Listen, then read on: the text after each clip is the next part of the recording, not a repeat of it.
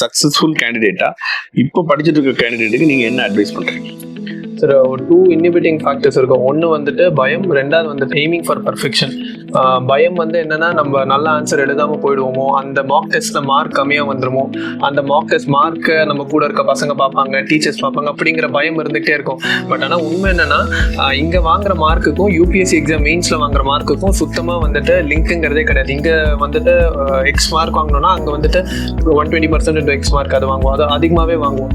So அந்த மார்க்கை வந்து நம்ம பொருட்படுத்தக்கூடாது, அதை பற்றி பயப்படக்கூடாது. டெஸ்ட் எழுதுறதுக்குன்னு பயமே வரக்கூடாது, அது ஒரு என்டர்டைன்மெண்ட் மாதிரி போகணும். செகண்ட் வந்துட்டு பர்ஃபெக்ஷன் வந்து எய்ம் பண்ணுவாங்க. அதாவது எல்லா போர்ஷனையும் முடிச்சுட்டு தரவானாதான் வந்துட்டு டெஸ்ட் எழுதுவேன். என்னைக்குமே வந்துட்டு போர்ஷன் கம்ப்ளீட்டே பண்ண முடியாது சார். 5 இயர்ஸ் நான் படிச்சிருக்கேன்.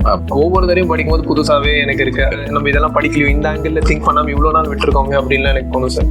ஸோ அதனால வந்துட்டு நம்ம என்ன படிச்சிருக்கோமோ அதை எவ்வளோ பர்ஃபெக்டாக வந்துட்டு பேப்பரில் போட முடியுங்கிறது. ஏன்னா எனக்கு முன்னாடி அந்த டாப்பர்ஸோட ஆன்சர் காப்பிலாம் நான் பார்த்துருக்கேன்.